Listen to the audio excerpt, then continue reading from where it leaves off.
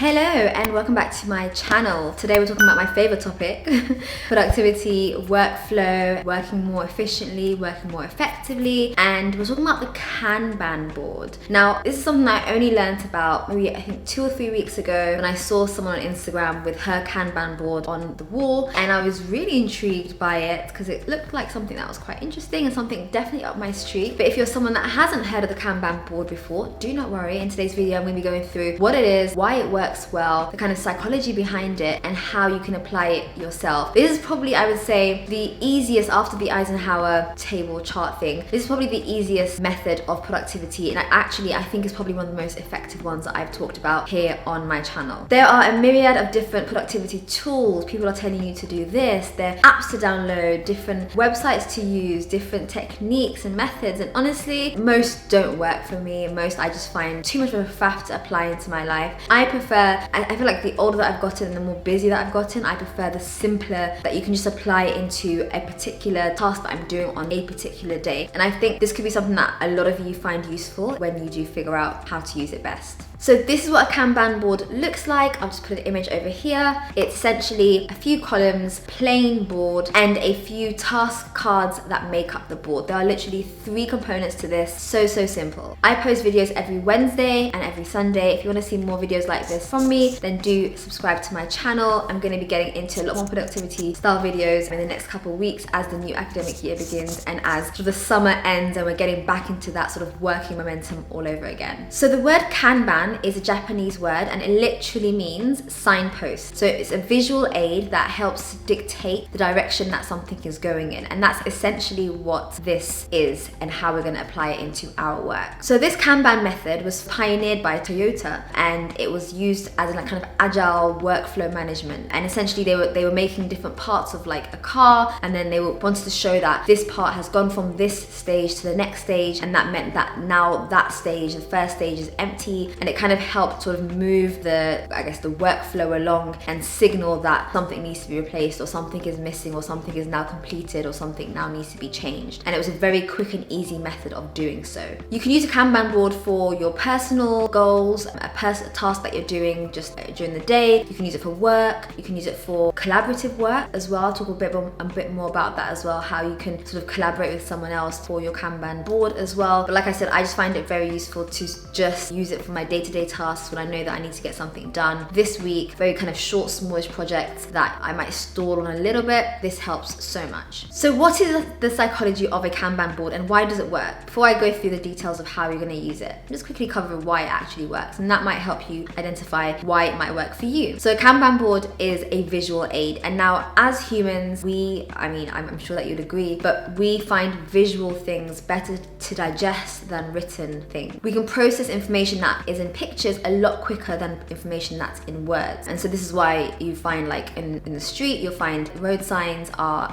as images as opposed to written words. So thinking about like how your brain decodes written text, it looks at a word, it decodes each letter by letter, it then figures out what order that letters go into, it then goes into your memory and then tries to kind of determine what that word is, where you've seen it before and what it means, and then kind of reprocesses and kind of sends it out as another signal to you that this is what the word means. This is a lot of information, this is a lot going on at the same time. Whereas with a visual aid or visual information, there isn't that need to sort of process the image. You just kind of look at it and you know from your memory what that image is. And so it's always like whenever I think about revision and how I want to study, I am drawn towards drawing things out and having a visual guide as opposed to just text. And also a lot of research has shown that visual aids and graphic increase memory, they increase retention and they increase recall as well. So actually having something drawn out for you means that you're more likely to kind of go back to that and be able to remember what that is than if it was just like paragraphs and paragraphs of text. So how can you set up a Kanban board? So like I said, I'm going to put a little image here to show you, but essentially you need 3 components. One is a board or a space. Now this depends on how you work and what works best for you. You can either just use a physical board. So if you have your office or a space, a desk, whatever, and you have some space up where you can stick things, it needs to be, at least a meter wide or something, but space where you can actually stick things on, then you can do it there. You can also do it on like maybe a piece of paper or a desk board or something like that. That works fine as well. Or the alternative is to use a digital app.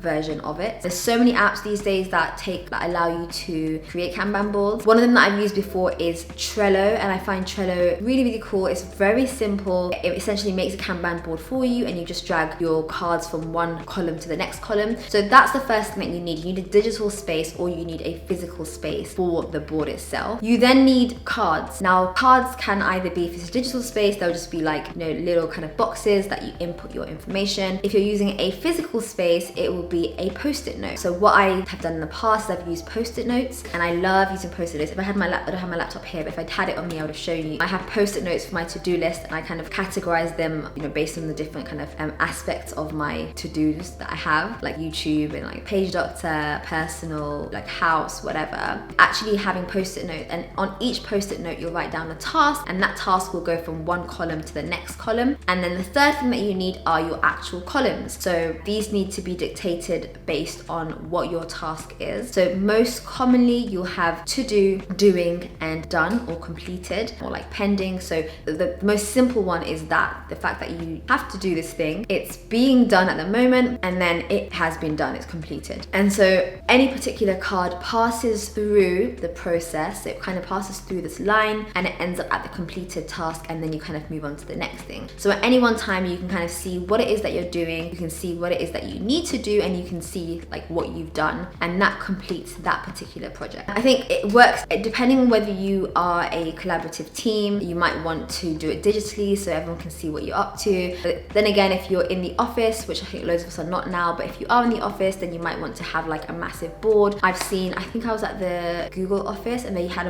this is like 2 years ago, and they had a massive Kanban board, and you could just see sort of what was being done, and it worked really well. And it just means that like members of the team can see who's doing what stage they're at in the process, and it just makes things a lot more visual, and you can kind of just move things along, and you know that things are done, and you know what's being done next. So it really depends on how you use this, but I personally prefer the physical version, where it's just kind of written out for you and you're physically moving your post-it notes. It's just that extra bit of satisfaction that I get from doing that. So here are some things to note based on my experience of using this. Firstly, the doing section, so the middle section, shouldn't have too many things in there. There should only be 1 or 2 tasks that you're currently doing, because you shouldn't be doing everything. You should be just doing 1 or 2 things at that particular time, and then move it on to the completed, and then kind of move the next thing into the doing. Otherwise, you end up doing too much, and it kind of takes away from your productivity. When you're designing your Kanban board and you're putting all your tasks in, think about, are the number of tasks realistic? So for that particular project, let's say you wanted to complete, I don't know, I'm going to use a student example.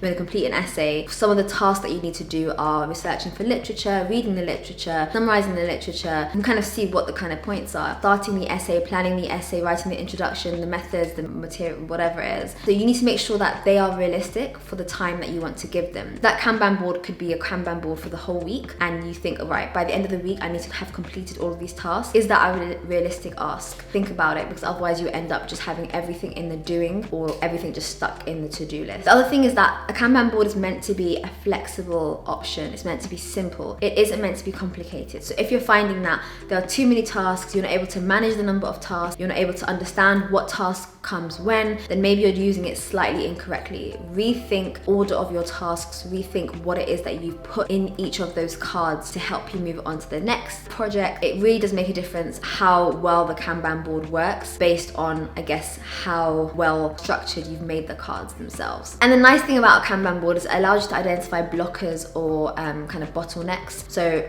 when you're going through those tasks and you realize actually that I don't know how to look for literature, or I don't actually know how to write an introduction, and you're just kind of stuck with that introduction card in the doing for days. You realize, actually, I don't actually know how to do this, or this is taking way longer than it should. Maybe then you can seek help. Maybe then you can go down a different route, and it kind of helps you identify where that issue is. Otherwise, if you were to just do it like normally, you'd be able, you do everything, and then you kind of get to the introduction part, and you're not quite, like, you haven't quite identified the fact that you're not able to actually write that introduction, and that's stopping you from then going to the literature review or then going to the methods, because those are are separate cards, so that introduction card is the one that's stopping you. I guess it helps a little bit more kind of identifying the issues and the challenges that you're having. But yeah, I hope you guys found this useful. I hope that it was helpful to kind of see how or what, like learn what a Kanban board is. Like I said, I had never heard of it before, and now I've heard of it and now that I've used it, I do think that it's something that I kind of have used a bit before, but I didn't know what it was, and now that I know that it's an actual thing, I'm definitely going to use it a lot more purposefully. So let me know if you've heard of it before, if you've used it, if you find it useful, or what other tools do you use to help you with your productivity and workflow. Don't forget to subscribe to my channel to see more from me, and I'll see you guys in my next one.